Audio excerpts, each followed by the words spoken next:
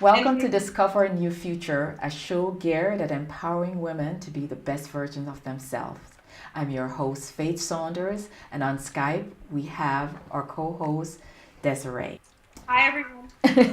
Hi, Desiree. We're missing you here. Well, today our guest is going to be speaking about how to own our power, build our confidence.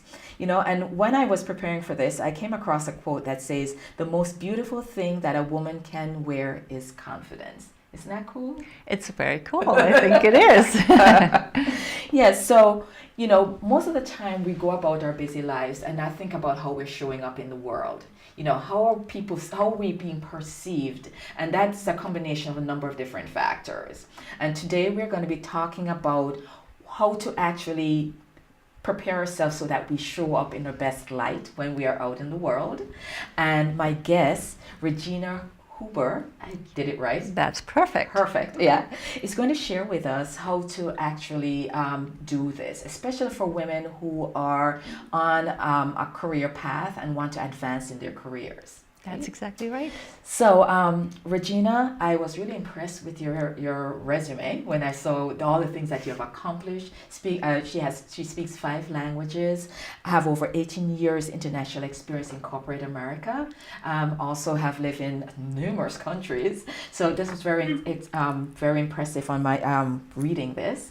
And so I'd like to start out by asking you and Desiree, please free to jump in, although, you're doing the Skype today. But I'd like to start out by asking, what motivated you to start transformational leadership coaching?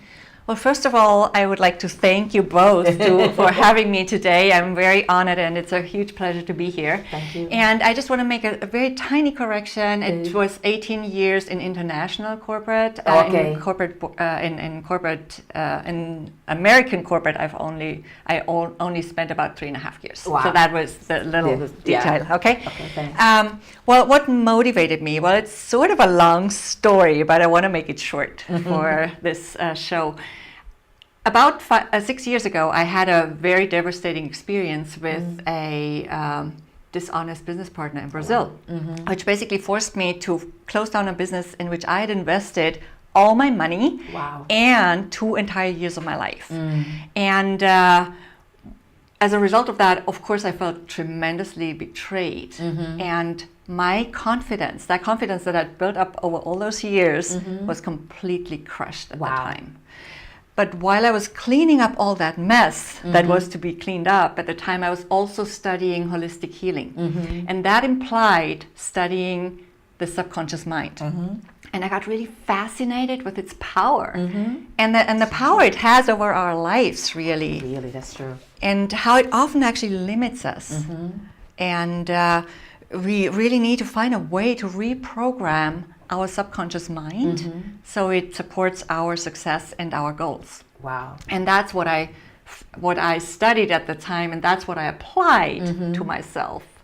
So what's so interesting in what you said is that sometimes some of the things that happen in our lives, sometimes not the positive things, kind of guide us into our path, really what we're supposed to be doing with our lives. What do you think? Exactly. And that's why everybody has such a unique approach to coaching or to training or to whatever it is in life. Right? That's what really makes us unique. That's so true. Yes. Yeah. And at the time I really found a way to work with my mind and to get over that situation, out of that crisis, and hit the reset button and start a new life. And as you just said, when I came to New York, I took all of the above, and I took my corporate career and my role as a people manager, all that experience that I had accumulated, and my experience as a business owner, and my passion for dance even, and my holistic studies, and I took all of that and integrated it into my coaching and teaching That's awesome. approach. So you're multi-talented. Well, I've had a longer life than you, Desiree, already. So Desiree, you have a question? Yes. So Regina, you speak a lot about confidence and how critical for women specifically when it comes to advancing in the workplace. Can you tell us a little bit more about that? Sure. So women are already competent. We know that. There's no question around that. I mean, women hold about 60% of college degrees nowadays. And the thing is, though, that competence alone doesn't take us that far. That's true. It's really so true. You know, we can know a lot of stuff, but if we don't have a way to apply it, and if we don't dare apply it, then it doesn't do anything. Right. And so what I like to say is competence needs confidence. I like that. Say it again. Competence needs confidence. Okay, I like that. I really like that. Because we all know that it's really hard to advance in our careers while we doubt ourselves. And that's what we need to get over. Wow. That's so true. So what are some of the challenges that you had to break free of, or you had to encounter to get this confidence? Because you exude confidence. Thank you. So what were some of the things, your journey in terms of getting to this point? Okay, it started very young because I grew up as a shy little kid in a tiny little Shy? village. I can see that. But I was for the longest, you know, until I moved away and had to learn confidence. And I certainly built it over the years through moving so much from country to country and always by myself. Now, you know, after this crisis that I mentioned earlier, of course, I had to rebuild it because my confidence was at zero. Wow. Or below zero, I would even say in some way. And when I really realized how much our life is impacted and our reality is impacted by our subconscious mind, what I started doing is I started identifying consciously my limitations, right? So I started identifying and releasing limiting beliefs and emotions that don't serve me and replacing them with positive, empowering emotions and thought patterns. That is so powerful, what you just said. And it's easier said, would you say, than done, right? Well, it's a process. You know, it's an ongoing process. It really never ends, but it always brings us forward in the right direction, and that's what really matters. And I'm still doing that every single day. Every single day, whether I do it on purpose or whether I do it when I catch myself, you know, thinking a negative thought, or when I catch myself being disempowered by any circumstance, I try to turn that around. And I also like to use a little trick for that sometimes. And Did I share that with Yeah, sure. So oftentimes when we go into a challenging situation, like this one could be, so I could be sitting on the train and thinking, oh my God, I'm so nervous. You know, what if I blank? What if I don't find the words? And especially as a non-native speaker, that's sometimes a little bit more challenging. But in that situation, what I can do is I can just turn it around and say, what if it actually works out great? And what that does is it opens up opportunities and it opens up our positivity. And there are many, many tricks to do that. I love that. And when you said it, your body language also changed. Initially it was, what if it doesn't work out? It's this inward thing. But when you said what if it worked out great? It's your whole body opened up by saying that. Yes, it's from contracted to expansive. Exactly. And yes. So speaking of body language, what would you say are some indicators that a woman is confident? Yes, let me just start a little bit back. Before I even was thinking about what makes a woman powerful in corporate, I had to find my own power, inner power. And the way I did that is I found a way to connect to that power for myself. You know, we all have that immense, unlimited inner power inside of ourselves. It's already there. But when we don't activate it, it's like using a TV set without plugging in the cord, the power cord. That's what it's called, right? Power cord. And so we have to really use this power consciously and connect to it. And then when we tap into that inner power, people see it in our outer presence. So true. And women in corporate can do that too. But there's a lot more to it, of course. You know, we're going to talk about mindset a little bit more later on. For me, a powerful woman in corporate is somebody who's not afraid to ask, who is not afraid to be visible, to speak up in a meeting, to, what else can I say, to ask for a salary she wants, to ask for a promotion. There's power in asking. Right. And it's also somebody who recognizes and grabs her opportunities, and maybe even creates her own opportunities. Perfect. I was just thinking that. Yeah. And also, I think one important aspect is of a powerful woman is an indicator that she's truly powerful is when, as she advances in her career, when she pulls up her sisters with her, when she's not threatened by other women, she doesn't have that need to be threatened, right? And I call that sister courage. I love that. And you know, I'm also a trainer and a leadership ambassador, that's what it's called, for Take the Lead Women. It's an organization led by Gloria Felt. And we talk about sister courage a lot in our workshops as well. I love the thing when you say sister courage, because I think so many women feel threatened by other women who are succeeding, and we don't try to help each other. Yes. You know, and the confidence is knowing who you are and owning that and saying that it's okay. Part of my responsibility is to help someone else, to bring someone along. Exactly. And pull them up along with myself. So that's confidence. Yes. That's the ultimate confidence that anyone could actually have. So I really love that. Yes. And that's great. So with that organization, you help women to really connect and be able to support each other. Is that what it's about? It's a part of it. Yeah. It's also really what you just said. It has also to do with our uniqueness, because when you find your own true uniqueness, you don't really have that strong need to compete with others. You know your value, you know your worth, and you know that you are there and everybody has their role. Exactly. And it's different for everybody.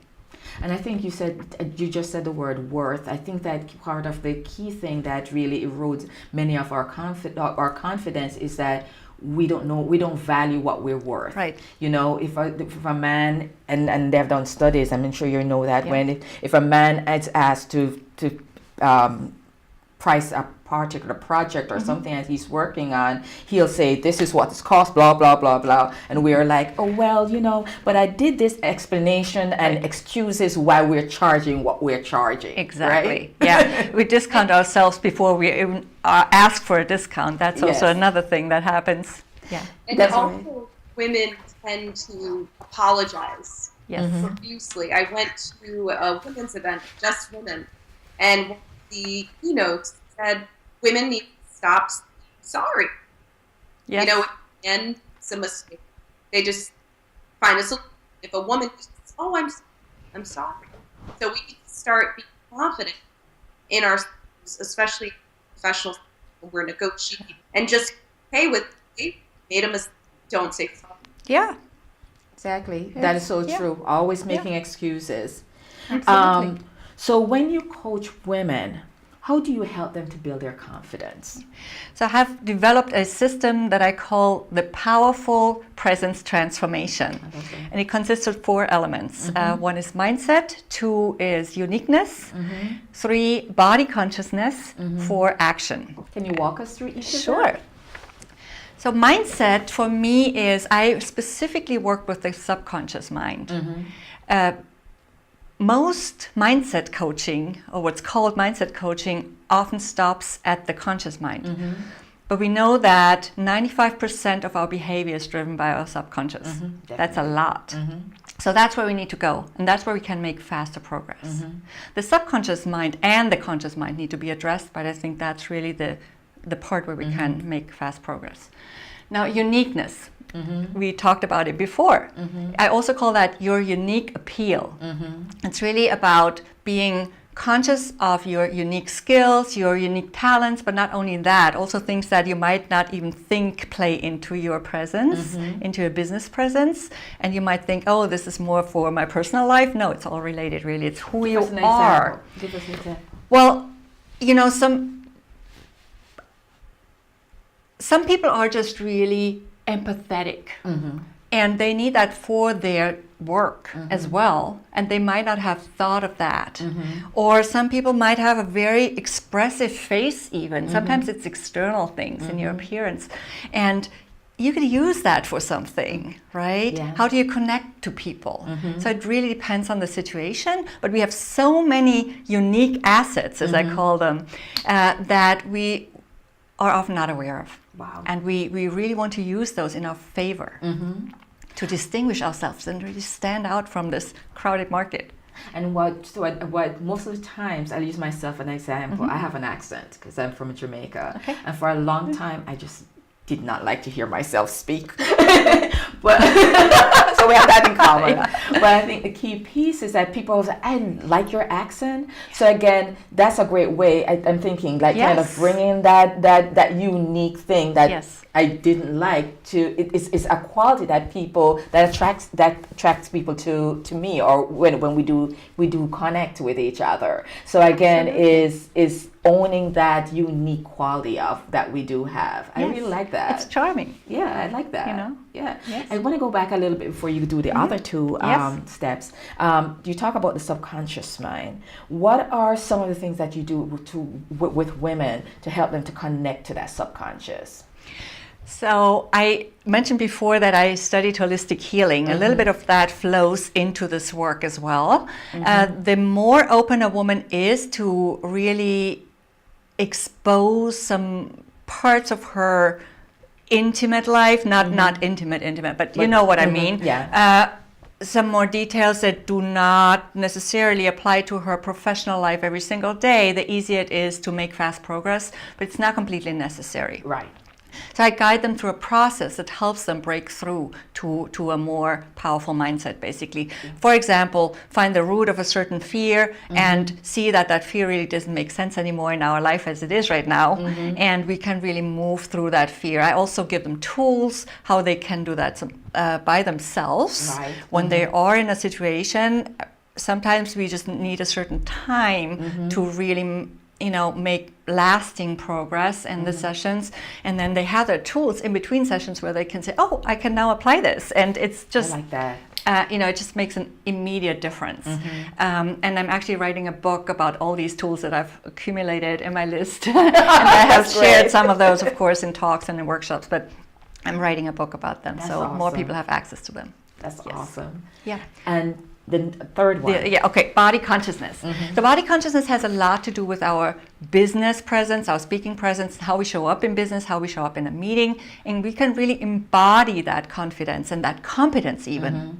And we can do a lot with our energy in that sense also. And I've also come up with some exercises that help us do that. And a lot of those exercises and the body consciousness, of course, comes from my passion for dance. I love dance and many different types of dance. And the fourth item is action. Without action, nothing much happens. Exactly. But ultimately, it's also driven by our mindset. And that's the interesting thing, because that's why it's last in the list, because it's driven by everything else that comes. Right. So before. everything before kind of precedes and kind of support that last step. Right. Desiree, you had a question? I wanted a little bit more about the benefits of having confidence.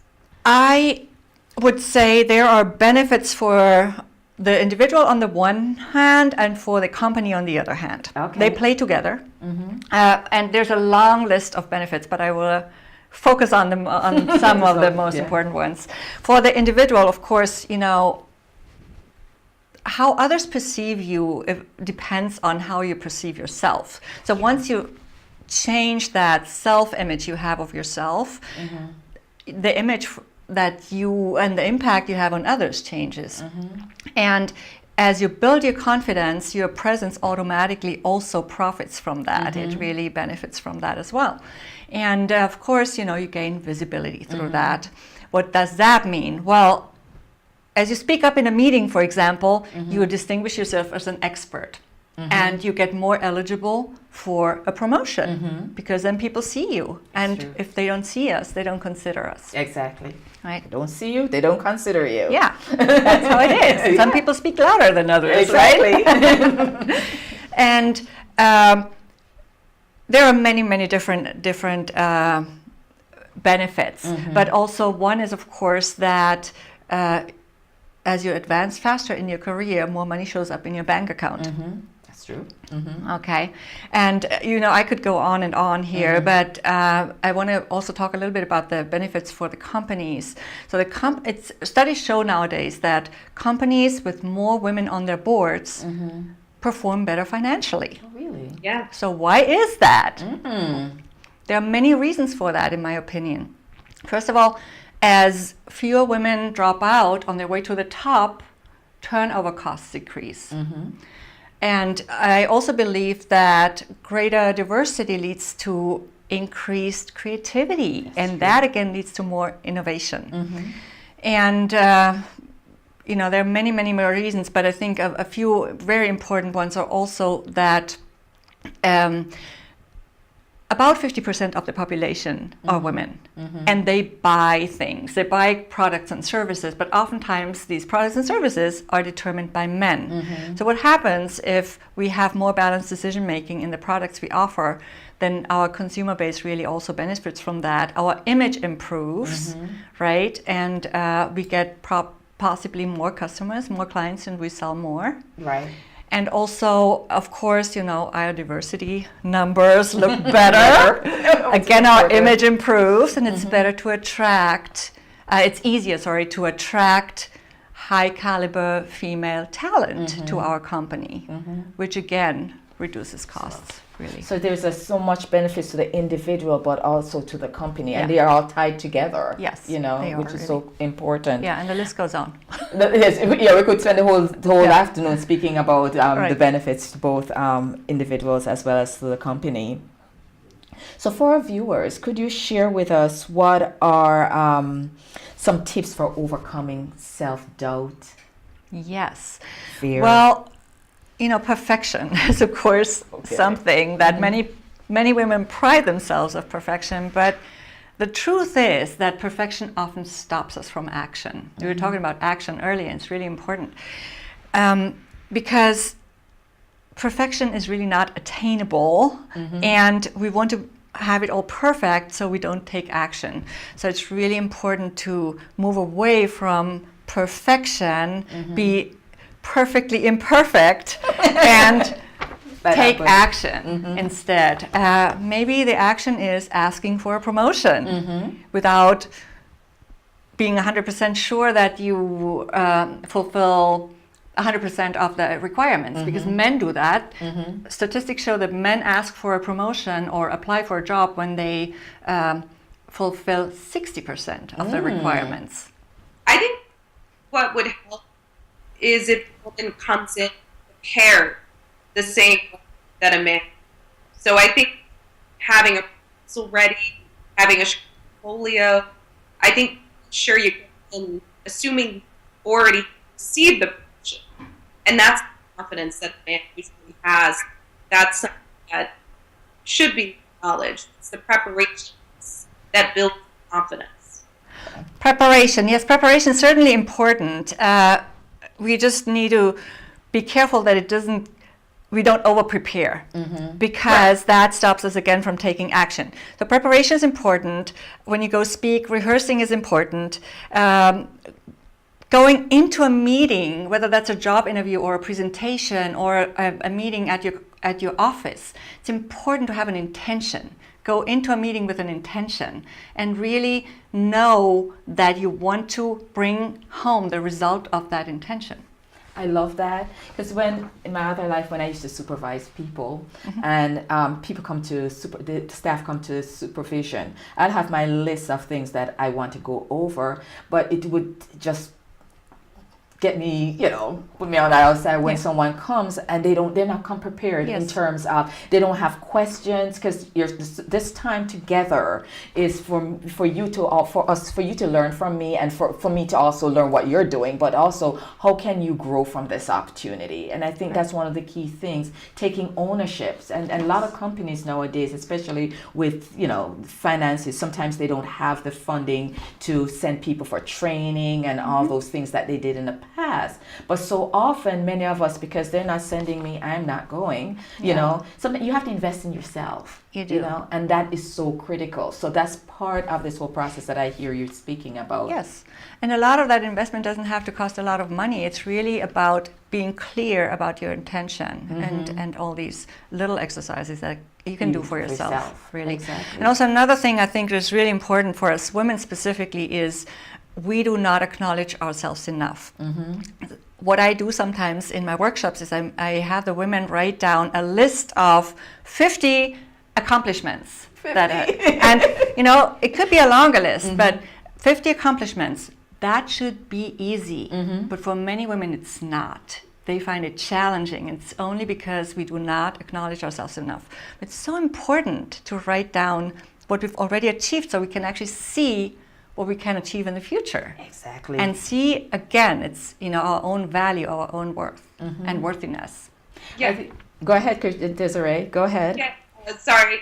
But yeah, I agree that we do need to compliment ourselves and make ourselves feel good for what we have done.